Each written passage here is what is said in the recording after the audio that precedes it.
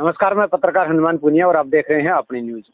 हरियाणा के अंदर दूसरे चरण का जो रिजल्ट है वो 2 दिन पहले आ गया और मैं फिलहाल सिरसा जिला के अरनियावाली गांव के अंदर हूं।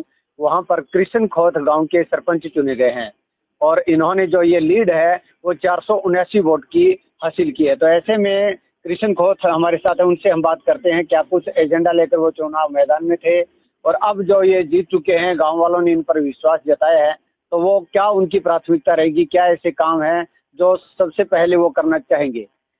अपनी न्यूज की तरफ से भी आपको जो है बहुत बहुत शुभकामनाएं। आप गांव के सरपंच चुने गए हैं। धन्यवाद जी। क्या कुछ कहना है, आप गांव के अंदर गए थे, डोर टू डोर जा रहे थे और क्या ऐसी समस्याएं थी जो अब आप सरपंच बनने के बाद पहली प्राथमिकता क्या रहेगी आपकी। गांव में सबसे बड़ी समस्या नशे की है जी। नशा बहुत ज्यादा है, वो मैं खत्म करूंगा बिल्कुल। किस तरह से, उसके लिए क्या प्रयास रहेंगे नशे को खत्म करने कोई के। कमेटी बनाएंगे जी गांव से और सारे गांव का सहयोग मिला के और खत्म करेंगे नशे। आप के इस जो चुनाव के अंदर जो और भी समस्या होंगी गांव के अंदर, तो उसके अंदर क्या क्या ऐसे है जो आपने उससे चुनाव में जीतने से पहले जो आपने कोई बात कही हो, ये काम मुझे करवाने हैं, तो वो कौन कौन से हो रहे हैं। चुनाव से पहले जो बात कही मैं उन सभी को मैं पूरा करूंगा, सभी एजेंडे को पूरा करूंगा। युवा जो है वो खेलों को जो है काफी प्रोत्साहन उसमें देना चाहिए, तो उसके लिए किस तरह का प्रयास आपका रहेगा। उसके लिए एक स्टेडियम में बनवाऊंगा मैं जरूर, और एक एकेडमी जो आर्मी के लिए है उसकी भी कोशिश रहेगी मेरी। इसके अलावा जो समस्या ये है कि पेयजल की भी है और पानी जो है वो सिंचाई की, तो वो समस्या किसानों का एक बड़ा मुद्दा रहता है, तो उसके लिए क्या कुछ प्रयास रहेंगे। जी जी, पानी की बहुत ज़्यादा समस्या है, वो मैं अगले 3 महीने में पूरी कर दूंगा। हर गांव में हर घर में पानी पहुंचेगा डेली।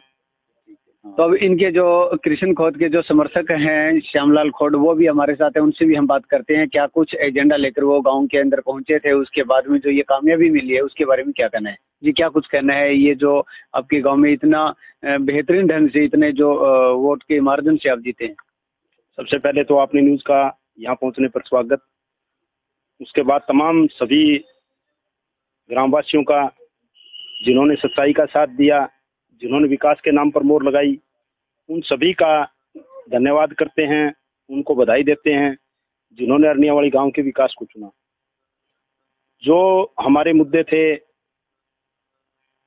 मैं आपको बता दूं, शहीद भगत सिंह युवा क्लब हमने 98-99 में शुरू किया था, जिसके सेक्रेटरी हमारे कृष्ण खोत बहुत साल तक रहे थे। मैं भी उसमें ऑर्गेनाइजर के पद पर था। सामाजिक जो काम था, चाहे वो पानी का था, चाहे वो बिजली का था, हम पहले भी सुचारू रूप से करते रहे हैं। हमें जो बेसिक दिक्कत है, जो हर आदमी की बेसिक दिक्कत है, चाहे वो गरीब की है, चाहे किसान की है, चाहे मजदूर की है, चाहे दुकानदार की है, हमें वो बेसिक जो दिक्कत है वो पता है। और हम उस बेसिक जो उसको कैसे आप ऊपर लेके आए, किसान को कैसे ऊपर लेके आना है, खिलाड़ी का कैसे मनोबल बढ़ाना है, फौज में लड़कों को कैसे आगे लेके जाना है, उसके ऊपर काम करेंगे। और आप 5 साल बाद 3 साल बाद आके देखोगे और आप एक बार फिर इंटरव्यू लेके जाना 3 साल बाद, और फिर आप बताओगे भी हमने क्या किया है और क्या गांव में कमियां थी वो हमने दूर की है। सबसे बड़ा हमारा एक ही मकसद है, हमारे गांव जो वाटर वर्क्स है गांव से नीचे है और पूरा गांव ऊंचा है, पानी के पीने की बहुत बड़ी दिक्कत है यहाँ। हमारा सबसे बड़ा मोटो वो रहेगा भी हम पानी के पीने की दिक्कत हर घर में खत्म करें। उसके बाद हमारे गांव में सिंचाई के पानी की भी कोई सुचारू रूप से व्यवस्था नहीं है।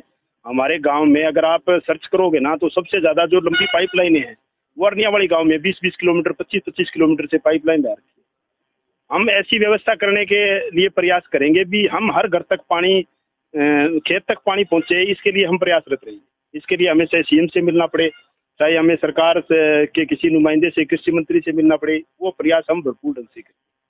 तो ये श्यामलाल खोड़ जो कि पूरी लगन के साथ कृष्ण खोत के साथ वो लगे हुए थे, और ऐसे में अब गांव वालों ने जो विश्वास जताया है उस पर कितना खरा उतर पाते हैं वो आने वाले समय बताएगा। लेकिन अब जो जिस तरह के ये दावे किए जा रहे हैं कि 3 साल बाद जो है वो गांव की पूरी जो तस्वीर है वो बदल देंगे, वो समय बताएगा। अपनी न्यूज़ के लिए कैमरा सहयोगी के साथ मैं हनुमान पुनिया।